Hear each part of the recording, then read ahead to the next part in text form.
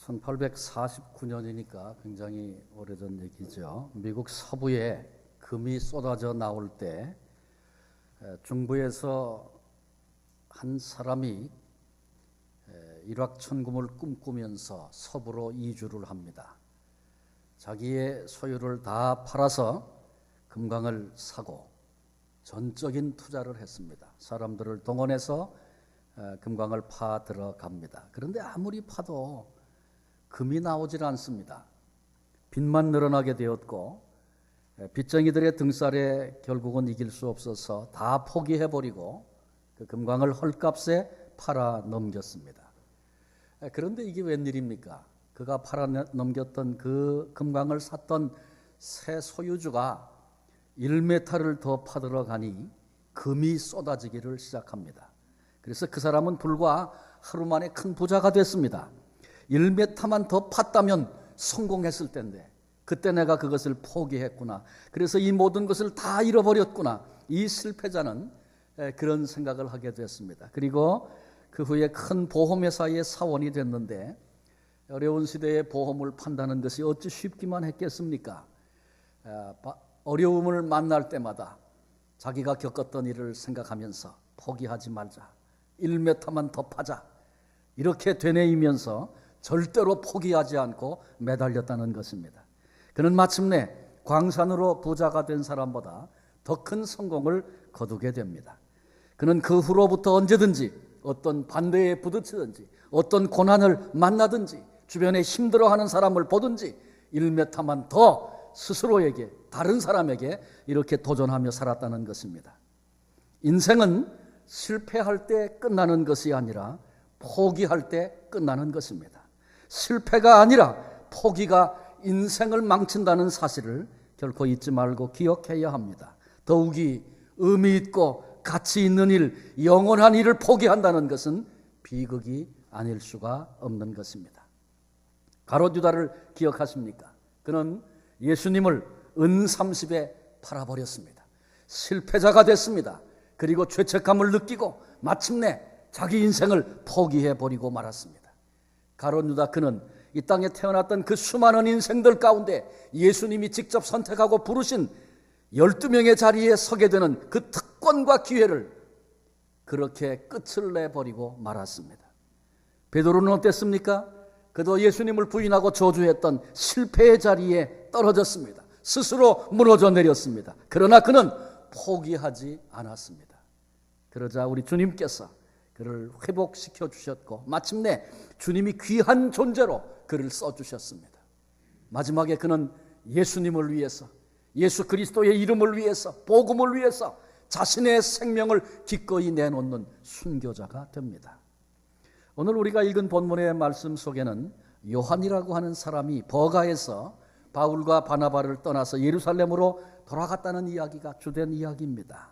지금 요한은 자기 개인의 생애는 물론이거니와 교회 역사, 초기 기독교의 역사 가운데 아주 중요한 그런 시점에 지금 서 있습니다. 바울과 바나바를 우리가 이미 살폈던 것처럼 안디옥 교회가 최초의 선교사로 파송을 합니다. 파송받은 최초의 두 선교사가 이제 첫 번째 선교 여행을 시작했습니다. 복음의 방향과 그리고 어디를 향하여 나아갈 것인가 아주 중요한 일들이 결정되는 그런 역사적인 순간입니다. 그러니 이 여행의 중요성과 가치는 이루 말할 수가 없는 것입니다. 그런데 이렇게 중요한 일정에 참여했던 요한이 그 귀한 기회를 스스로 포기하고 예루살렘으로 돌아가 버린 것입니다. 왜 요한이 이 여행을 포기한 것일까? 한마디로 얘기하면 힘들어서 포기했습니다. 힘들어서. 이 특별한 기회를 힘이 들어서 포기한 것입니다. 인생을 살아가고 있는 저와 여러분 우리 모두의 그 인생의 여정 속에 힘들고 어려운 일이 왜 없겠습니까? 그런데 오늘 요한을 살피면서 그가 정말 힘들어했던 일, 그에게 힘들었던 일은 우리에게도 힘듭니다.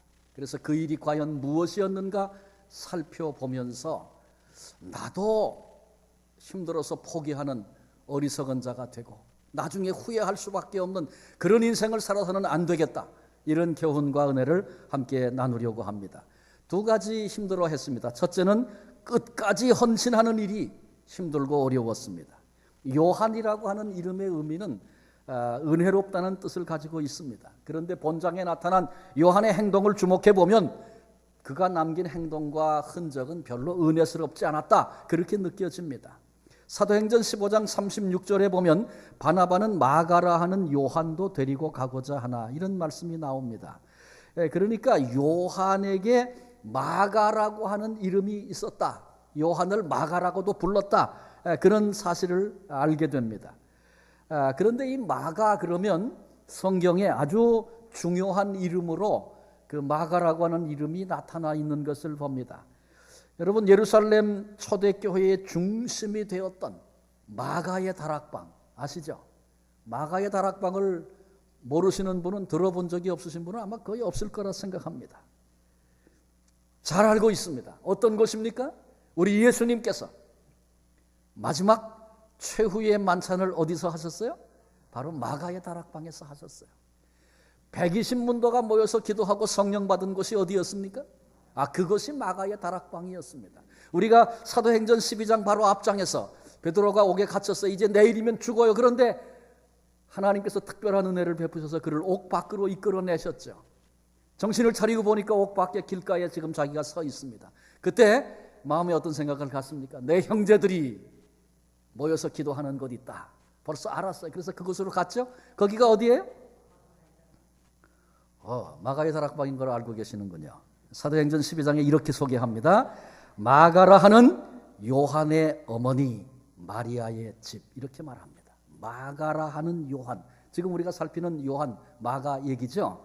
근데 그의 어머니가 이름이 마리아인데 그의 집에 모여서 기도하는 거 벌써 베드로가 알았고, 거기 가면 우리 형제 만난다. 그래 거기 가서 그동안에 되어진 하나님의 역사를 전하고 떠나는 그런 이야기 이미 우리가 살폈습니다.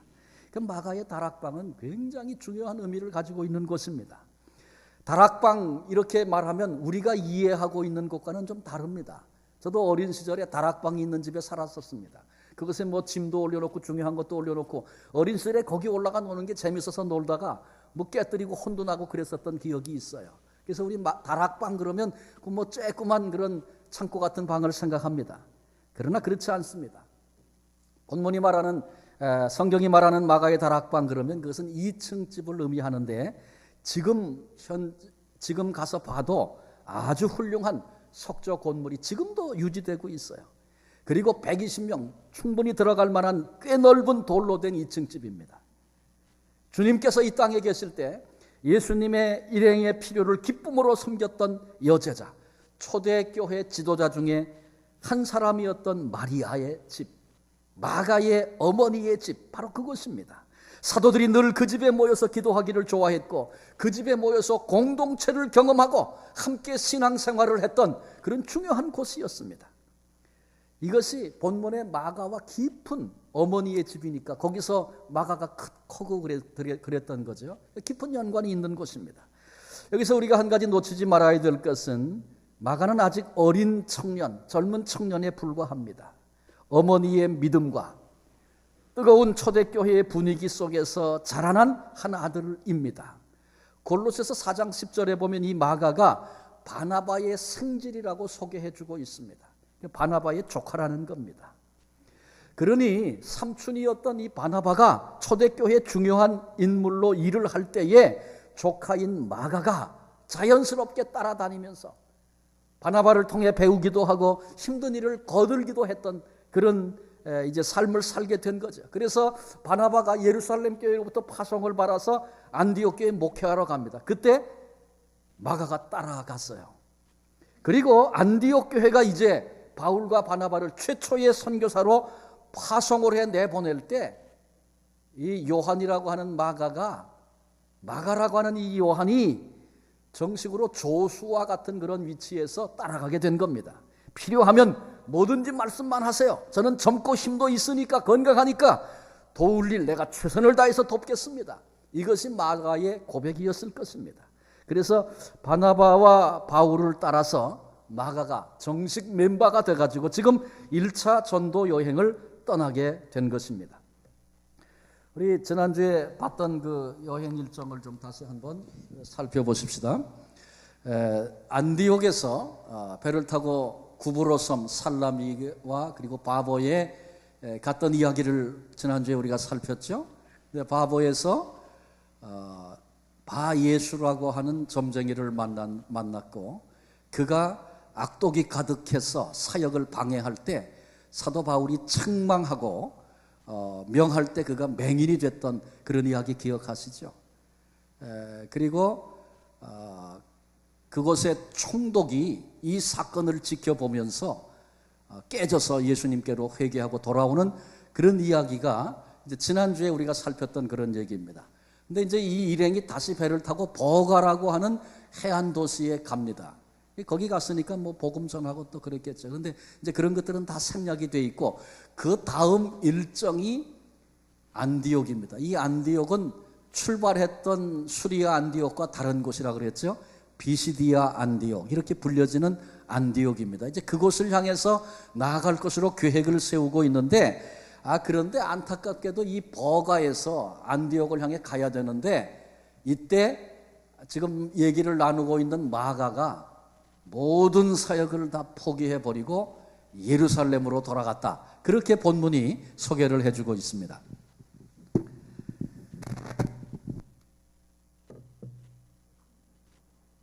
사실 그 마가가 살라미에서 총독이 회개하고 돌아오고 그와 관련된 사람들이 돌아오는 이런 모습을 보면서, 이야, 이 여행 잘 왔구나, 하나님이 놀랍게 역사하시네, 이게 마가의 고백이었을 것이죠. 정말 그 마음의 사기가 충천해서 뭐든지 내가 한번 해보겠다, 그런 마음이 있었던 것 같아요. 그런데 그랬던 마가가 왜 버가에 가서 그만 포기하고 예루살렘으로 돌아갔겠는가? 이 문제를 좀 우리가 이렇게 상황을 쫓아서 유추해 보자는 것입니다. 그 다음 일정은 북쪽에 있는 말씀드렸던 대로 비시디아 안디옥입니다. 그런데 이 비시디아 안디옥은 해발 1100m 정도가 된다 그래요. 해발이라는 건 뭐예요? 바다 높이에서부터 이제 따지는 거잖아요. 근데 바다가 옆에 있으면 그게 얼마나 높은 곳인지를 압니다. 근데 캘거리가 다운타운이 해발 1000m거든요. 근데 거기 가면 그 높은지 몰라요. 그냥 평지인 줄 알고 살아요. 왜냐하면 바다가 가까이 없기 때문에 비교가 안 되는 거예요. 그래서 그런가 보다 그러고 사는 거죠.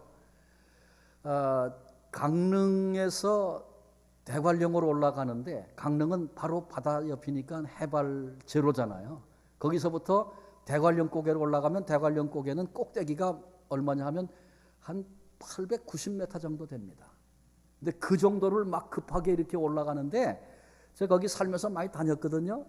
그 얼마나 거기가 가파르고 험한지, 그전에는 99굽이라 그랬어요. 바로 못 올라가니까 돌아서 99굽이 올라갔고, 저 밑에 계곡이 보이는데 제가 처음 거기 가서 차 타고 내려가다 보니까 옛날에 시내 버스가 거기 떨어져 있는 게 그냥 있더라고요. 그래서 그때는 강원도 운전면허 그러면 꽤 알아주던 그런 때였어요. 근데 그만큼 험했다는 얘기죠. 그리고 해발이 갑자기 이렇게 올라가니까 그 과정이 그렇게 힘든 거예요. 근데 여기 비시디아 안디옥이 그래요. 해변가 버가에서 안디옥으로 올라가는데 그게 무려 1100m란 말이죠. 얼마나 그 길이 험난했는지 몰라요. 소아시아에서 가장 험준한 산이다, 그렇게 불려지는 산이 타우로스 산입니다. 그 타우로스 산이 바로 거기 있습니다. 그리고 높은 산만 아니라 깊은 계곡도 같이 있는데, 그곳에는 강도와 산적이 많기로 아주 소문이 난 곳입니다. 그리고 비시디아 안디옥을 가려면 반드시 이 지역을 통과해 가야만 했습니다. 그런데 그렇게 가기 힘든 곳을 굳이 가려고 하는 사도 바울을 생각해 보세요. 옆에 있는 마가가 그걸 보면서 얼마나 그게 못마땅했겠습니까? 여기도 전도할 도시가 얼마든지 많은데, 여기도 복음을 들어야 할 사람이 얼마든지 많은데, 다른 데로 가도 되고 전도할 곳, 그런 도시들 수없이 많이 있는데, 하필이면 그곳, 힘든 것을 통과해 가야 하는 그 거친 땅 비시디아 안디옥으로 도둑이 우글거리는 그 땅을 통과하여 가려고 하는 그 계획을 보면서 가고 싶지 않은 거예요. 행선지가 마음에 들지 않는 것입니다. 그런 모험 하고 싶지 않은 것입니다. 지금 마가에게 있어서 이런 상황은 아주 못마땅한 일입니다. 그래서 깊이 생각하다가 더 이상 결국은 갈 수 없다 생각하고 다 포기했습니다. 예루살렘으로 돌아가 버린 것입니다. 이 이야기를 전제해 놓고 보면 마가는 아주 나약한 사람이었습니다. 자립적인 신앙, 어떤 상황을 만나도 다 흔들려도 나는 이 길을 가겠다는 자립적인 신앙이 없었습니다. 개인적인 사명감, 주님이 나를 부르셨다, 이런 거 없었습니다. 단지 그는 분위기에 이끌리던 사람이었습니다. 어머니가 예수 믿으니까 나도 믿고, 어머니가 교회 가니까 나도 가고, 자기 집에서 많은 사람들이 모여 기쁨으로 찬송하니까 나도 찬송 부르고, 그렇게 했던 사람이 마가였습니다. 마가는 개인적인 신앙의 체험을 갖지 못한 사람이었습니다. 개인적인 소명, 하나님이 나를 부르셨습니다. 이 부르심을 받지 못한 사람이었습니다. 의존적인 신앙생활을 했던 마가, 결국은 버가에서 모든 것을 포기하고 예루살렘으로 돌아갑니다. 여기서 우리도 교훈을 받아야 합니다. 우리도 남이 하니까 그저 하는 그런 봉사, 남이 하니까 그저 하는 그런 예배, 그런 신앙생활 해서는 안 됩니다. 하나님이 나를 부르셨습니다. 하나님이 이 일을 나에게 맡기셨습니다. 이런 하나님 앞에서의 개인적인 고백이 있어야 바르게 하나님 앞에 충성도 할 수 있고 헌신도 할 수 있고 그런 것입니다. 개인적으로 하나님의 부르심 앞에 응답해서 헌신하지 않으면 분위기를 따라서 충성하는 것처럼 보여질 수는 있습니다. 마가처럼 할 수는 있습니다. 그러나 결정적인 순간에 포기하고 돌아서는 실패자가 될 수밖에 없다는 사실을 기억해야 합니다. 끝까지 충성하는 거 할 수 없습니다. 저는 한 40년 전에 훈련소에 가서 사병으로 입대를 하면서 훈련을 받았던 기억이 있는데, 제가 군대 가서 제일 먼저 아주 강하게 이렇게 훈련을 받았던 건 뭐냐 하면, 지금도 40년이 지나도 잊지 못하는 거 있어요. 그건 뭐냐 하면 군인 정신입니다. 그래서 군인은 명령에 복종하는 게 기본이거든요. 그래서 제일 먼저 배우는 게 부동자세예요. 부동자세. 차렷! 그러면 딱 버티고 서는 겁니다. 모기가 와도 옆에서 뭘 해도 눈도 움직이지 말고 버티고 서 있어야 합니다. 그 속에 군인 정신이 담겨 있다는 것이죠. 군인 정신이 없으면 아무리 싸움을 잘하고 아무리 능력 있는 사람이어도 결정적인 순간에 총뿌리를 다른 데로 돌릴 수 있다는 겁니다. 그래서 군인 정신이 없는 군인은 잘하면 잘할수록 위험한 군인이다, 그렇게 봅니다. 마찬가지의 신앙생활도 하나님이 나를 부르셨고 하나님이 나에게 맡기신 사명입니다. 개인적으로 이 소명과 사명 앞에 철저하게 서지 못하면, 그것 때문에 오늘 가는 길이 아니라면 끝까지 충성할 수 없고 결정적인 순간에 포기할 수도 있고 뒤돌아설 수도 있는 그와 같은 삶을 살 수밖에 없다, 그런 얘기죠. 우리가 재직으로 부름을 받을 수도 있습니다. 또 멋진 향기 내가 봉사하겠습니다, 하나님의 부르심이라 고백하고 그렇게 나갈 수 있습니다. 교사로 봉사하고 찬양하는 일에, 또는 식당에서 섬겨 음식을 만드는 일에, 또 교회 안에 이 구석 저 구석을 살피고 휴지 하나 줍는 그 일이라도 모든 섬김, 하나님이 나를 부르셨습니다. 이 부르심 앞에 설 수 있어야 합니다. 그렇지 않으면 포기할 수 있고 뒤돌아설 수 있고 그런 것입니다. 근데 부르심을 따라간다 할지라도 그 길에 어찌 어려운 일이 없겠습니까? 얼마든지 어려운 일이 있습니다. 네 눈에 장애물이 보인다면 그것은 내가 목표로부터 눈을 돌렸다는 증거이다. 여러분, 이 말을 좀 종종 잊지 말고 좀 묵상을 해보시면 좋겠어요. 그렇습니다. 날 부르신 주님 놓치면, 내 시선이 주님께로부터 떨어지면 그때부터 장애물도 보이고 힘든 것도 보이고 기분 나쁜 것도 보이고 다양한 생각이 우리 마음을 붙잡게 됩니다. 그리고 거기 붙들리면 그 다음에는 포기할 수 있는 자리까지도 나가게 되는 것입니다. 그러니까 예수님께로부터 눈이 떨어지면 끝까지 충성하는 일은 힘듭니다. 아무리 어려워도 힘들어도 주님 바라보고 나가는 사람은 마지막까지 그 길을 갈 수 있는 거죠. 부르신 주님께 우리의 시선을 고정하고 부르신 주님 앞에 끝까지 충성할 수 있는 복된 성도들이 되시기를 바랍니다. 두 번째로 마가에게 그렇게 힘들었던 일은 다른 사람을 세워주는 것이 힘이 들었습니다. 이것은 우리에게도 마찬가지입니다. 13절에 보니까 바울과 및 동행하는 사람들이 이렇게 된 표현이 나옵니다. 근데 9절, 본장 9절 이전에서는 언제든지 바나바와 바울 이렇게 소개하고 있어요. 그런데 이제 본문에 와서 바울과 및 동행하는 사람들, 그 속에는 바나바도 포함되어 있어요. 그리고 이후부터 사도행전에는 바울과 바나바라는 표현이 계속 나옵니다. 바나바는 어떤 사람입니까? 사울보다 훨씬 더 예수를 일찍 믿은 사람입니다. 그리고 바울이 회심하고 돌아왔을 때 바울을 도와주고 이끌어줬던 사람이 바로 바나바입니다. 사울이 예수님을 처음 믿었을 때 예루살렘 공동체, 그 외의 모든 크리스찬들은 다 사울의 회심에 대해서 의심의 눈초리로 바라보고 그런 사람은 좀 안 왔으면 좋겠다 이렇게 느꼈던 때입니다. 그때 바나바가 사울을 데리고 예루살렘에 가서 공동체 앞에 그가 어떻게 주님을 만났는지를 소개하고 그래서 교제가 시작될 수 있도록 그렇게 이끌어준 사람이 바로 바나바였습니다. 바나바는 연륜이나 신앙으로 볼 때 성숙한 인격과 인품을 가진 그런 사람이었습니다. 정말 좋은 지도자였습니다. 그러니 두 사람을 부른다면 바나바와 바울 이렇게 부르는 것이 마땅합니다. 바나바와 바울 그러면 어떻고 바울과 바나바 그러면 어떤가? 우리 그렇게 생각할 수 있을 거예요.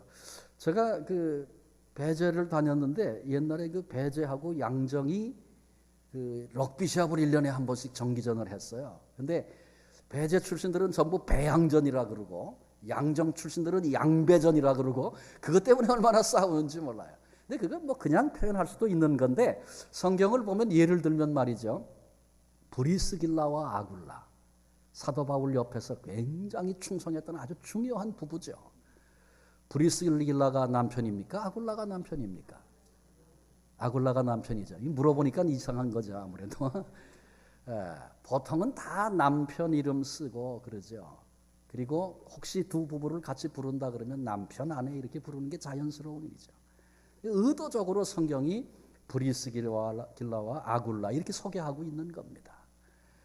영적으로 어떤 리더십을 가지고 어떤 역할을 하고 있는지를 우리에게 보여주는 그런 대목입니다. 그러니까 우연히 바울과 바나바 이렇게 쓴 게 아니고 바나바와 바울 이렇게 표현한 게 아니고 그때의 그 상황을 지금 보여주고 있는 것입니다.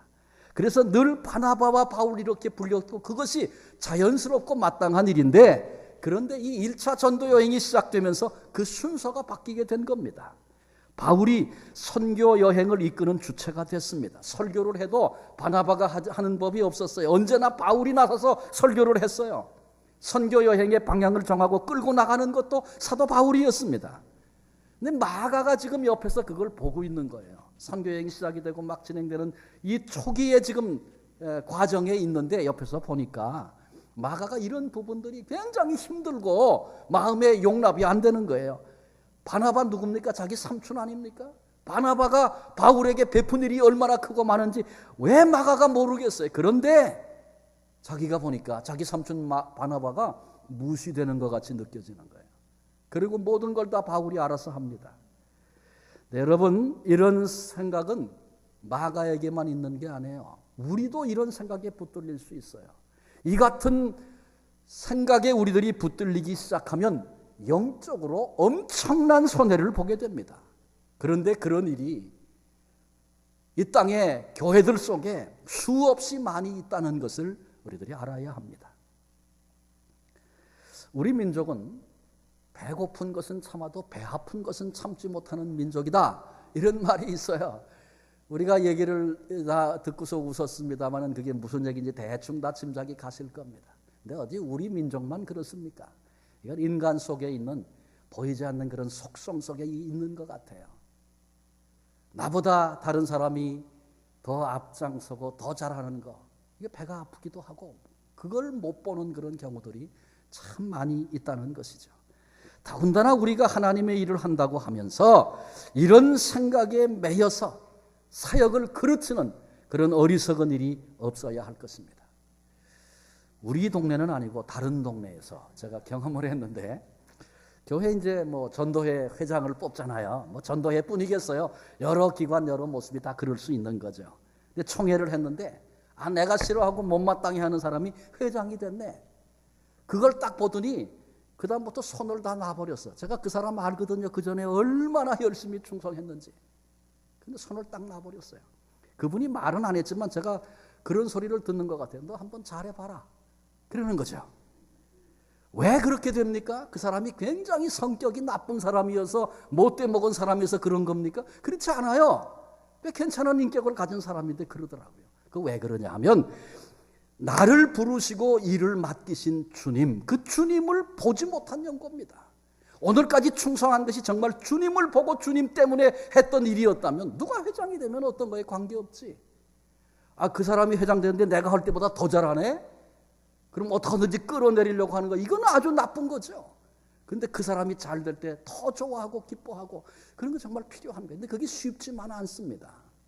바울 같은 경우에는 바울이 무슨 사도냐? 다양한 방법으로 바울이 계속 공격을 당했어요. 어떤 사람들은 바울이 전도한다 그러니까 내가 너보다 낫다 보이고 말겠다. 그래갖고 열심히 전도하고 별일을 다 했어요. 근데 그때 바울이 즐거워하면서 그 시기하고 뭐 이런 거 그건 뭐 이렇게 중요한 게 아니야. 그게 뭐 대수겠는가. 그런데 복음이 전파되고 구원의 역사가 일어나니 이건 기쁘고 감사한 일이다. 주님 입장에서 하나님 나라에서 보니까 기꺼이 그 일을 기뻐할 수 있었던 바울의 그 모습은 얼마나 귀한지 모릅니다. 여호수아 갈렙의 경우도 마찬가지예요. 사람만 보이고 사람만 생각하면 본질을 놓치고 엉뚱한 것 붙잡고 신경정하게 됩니다. 그러면 정말 부끄러운 신앙인 되고 마는 거죠. 근데 여호수아와 갈렙을 주목해 보면 굉장히 귀한 교훈을 받게 됩니다. 여호수아와 갈렙은 아주 젊어서부터 좋은 신앙의 동지였습니다. 모세가 지도자로 이스라엘을 영도하고 이끌 때 갈등이 요만큼도 없었어요. 물론 이제 모세야 비교해 볼 때 자신들과 격이 다른 그런 뛰어난 지도자니까 그건 갈등할 게 있겠어요. 가자면 가고 하려면 하고. 더군다나 이 사람들은 적극적인 믿음의 사람들이어서 언제든지 모범이 될 만한 그런 역할을 했던 사람들입니다. 그런데 이제 세월이 흘러서 하나님이 모세를 부르시게 되죠. 그러면 이제 이스라엘 민족이 이제 요단강 건너서 가나안 땅 점령할 진짜 사역이 이제 남았는데 그걸 누가 할 수 있겠는가? 모세 같은 사람도 힘들어서 못하고 도전을 받고 그랬는데 중요한 순간이잖아요. 그런데 그때 하나님께서 모세를 통해서 여호수아다 그렇게 하나님이 말씀해 주시고 여호수아가 이제 그 일을 후임으로 맡게 돼서 이스라엘 민족의 리더가 된 것입니다. 여호수아는 모세의 가방 들고 다니던 사람이다 그렇게 보면 돼요. 근데 그 사람이 나서 가지고 이스라엘 민족을 이끌라 그러니까 이스라엘 민족에게 눈에 성에 차겠어요. 그런데 여호수아가 리더가 됐을 때 제일 힘들어했던 사람이 누구일 것 같아요? 그건 바로 갈렙이에요. 성경은 자세한 얘기를 하고 있지 않지만 인간은 똑같거든요. 그러니 그 심적인 갈등이 얼마나 컸겠어요. 같이 인정받고 섬겨왔는데 한 사람이 전체를 이끄는 리더가 된 겁니다. 그런데 갈렙은 이 갈등을 극복하고 뒤에서 말없이 섬기는 소중한 역할을 감당합니다. 앞장서서 리더 역할을 감당하는 여호수아, 귀한 일꾼임에 틀림이 없습니다. 그러나 뒤에서 말없이 여호수아의 사역을 아주 아름답게 도왔던 갈렙, 그건 굉장히 힘든 일입니다. 그리고 뿐만 아니라 아주 귀한 일이기도 합니다. 그런데 갈렙은 그 일을 멋지게 감당을 해냅니다. 오히려 갈렙은 앞장을 서서 다른 사람보다 앞장을 서서 여호수아를 깍듯이 리더로 높이고 섬겼습니다. 여호수아와 갈렙이 나이가 제일 많아요. 그렇죠? 그 나머지 동년배는 다 광야에서 죽었으니까 젊은 사람들을 이끌고 지금 가는 겁니다. 그런데 그때 갈렙이 나는 이제 은퇴하겠다. 아니면 나는 그냥 내가 사라져야 여호수아가 일을 잘할 수 있어. 그런다든지 그러지 않고 아니면 나는 원로 대접을 받겠다. 그러지 않고 이 갈렙이 모든 다른 지파와 다른 사람들 그 젊은 이들보다 앞장서서 여호수아를 깍듯이 지도자로 높이고 그리고 그 말씀에 순종하기를 온 힘을 다해서 했고, 오히려 백성들이 다 전쟁하는 것 지쳐서 그만두고 안 하려고 핑계를 대고 있을 때 가장 어려운 지역, 그곳을 선택해서 여호수아에게 나아가 당신이 허락만 하신다면 내가 가서 그 땅을 차지하겠습니다. 그의 이 같은 태도와 자세는 공동체 전체에 큰 영향을 끼쳤고, 그래서 모든 백성들이 여호수아를 순종하고 따르고 일사불란하게 그 지도 앞에 나아가는 일에 갈렙이 했던 역할은 너무나 크고 귀한 것이었습니다. 그러니 여호수아가 그 사역을 성공적으로 감당할 수 있었던 것은 갈렙과 같은 이들의 이 사람의 헌신과 섬김이 있었기 때문이다. 그게 너무나 귀한 역할이었다는 것을 우리가 성경에서 보는 것입니다. 어쩌면 겉으로 나타난 여호수아의 리더십보다 뒤에 숨어서 섬기는 이 같은 갈렙의 인격과 신앙이 더 깊을 수 있다 생각합니다.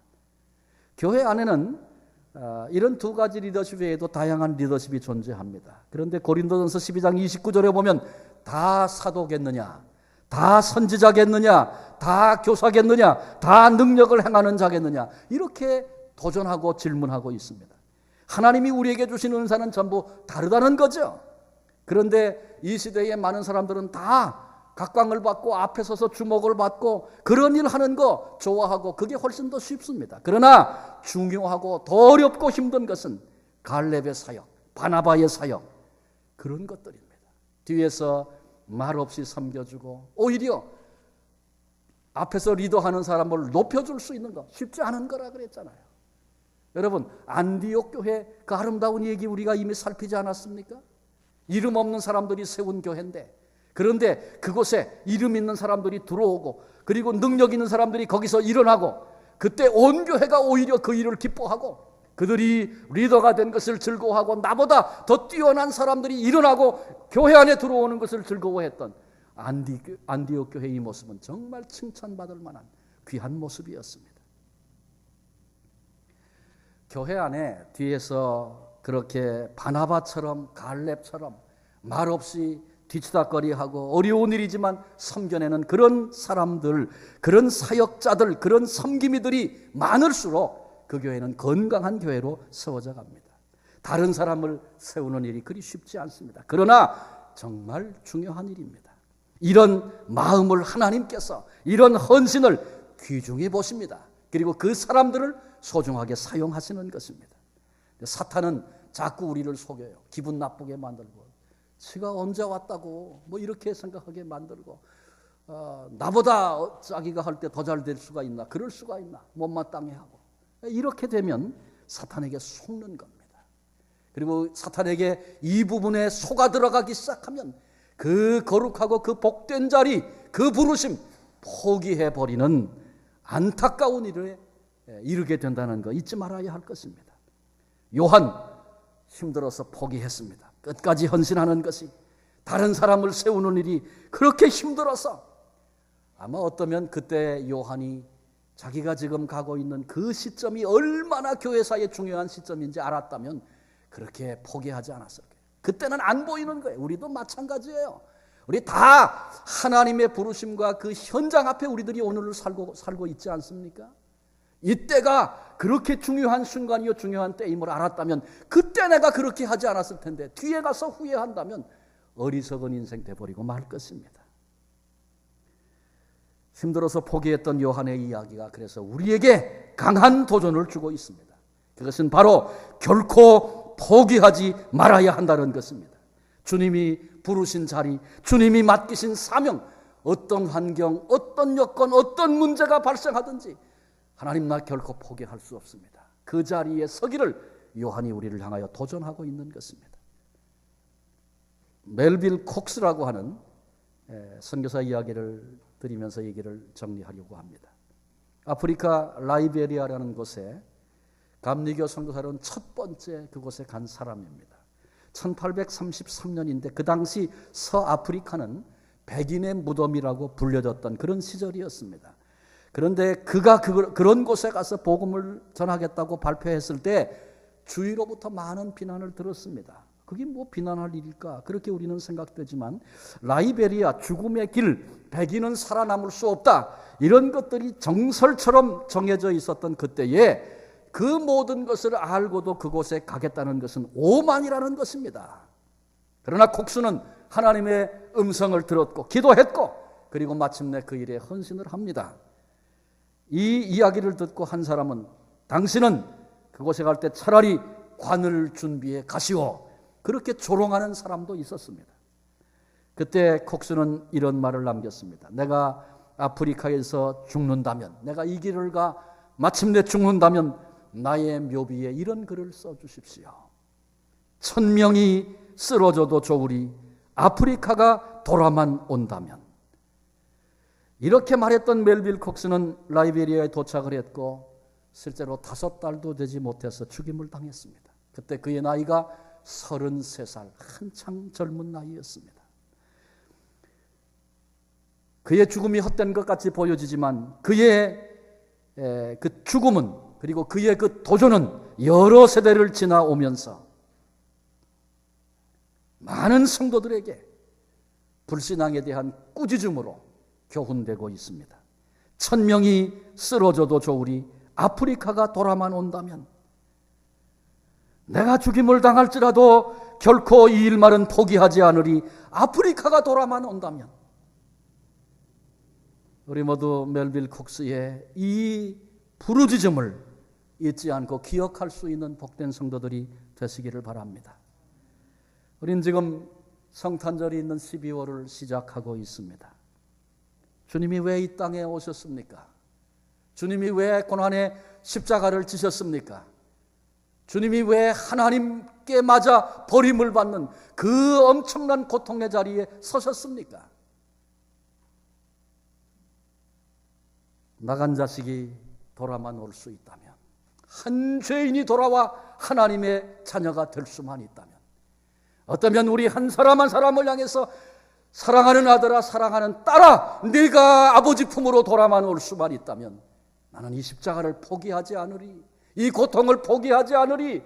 우리 주님은 그렇게 선언하시고 그 길을 걸어가신 것입니다. 이 성탄절기에 우리를 향한 주님의 사랑을 기억하십시다. 1m만 더 아프리카가 돌아만 올 수 있다면, 이렇게 외치며 살았던 삶의 모습들을 우리들 마음속에 기억하면서 혹시 우리 중에 신앙의 길을 걸어가고 섬기면서 함께 어울러져 공동체 속에서 길을 걸어가면서 이럴까 저럴까 혹시 망설이는 분 계십니까? 아니, 지금은 아니어도 그런 순간이 얼마든지 우리에게 올 수 있습니다. 기억하십시오. 실패가 우리 인생을 망치는 게 아니고 포기가 우리 인생을 망친다 그랬잖아요. 결코 포기하지 않는. 왜? 나를 부르신 분이 주님이시고 내게 위임하여 이 일을 맡기신 분이 주님이시기 때문에 상황이 달라지고 사람들이 달라지고 분위기가 달라져도 날 부르신 주님을 향하여 나는 포기하지 않고 이 길을 가겠습니다. 이것이 우리 한 분 한 분의 고백일 수 있기를 바랍니다.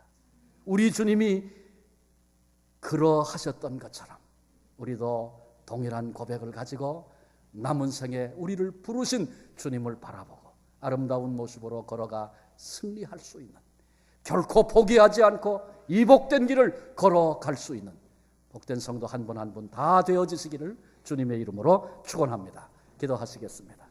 하나님의 은혜, 하나님의 사랑 감사합니다.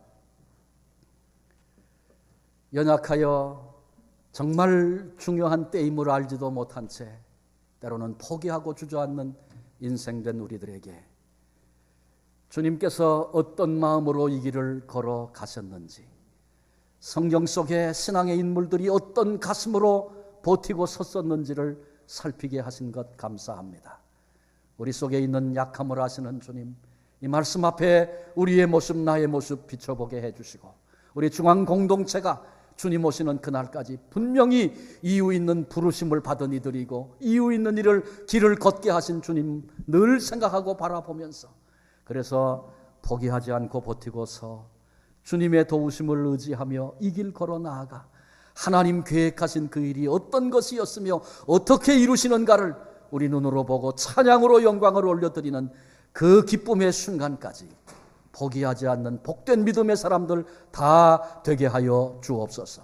삶의 자리에서 신앙에 앞서갔던 이들이 외쳤던 그 외침을 나도 가슴으로 기억하며, 그래서 이유 있는 선택을, 결정을 할 수 있는 믿음의 승리자들 되도록 도우시고 주님 영광을 받아 주옵소서. 이 복된 자리에 우리를 불러주신 예수 그리스도의 이름으로 감사하며 기도하옵나이다.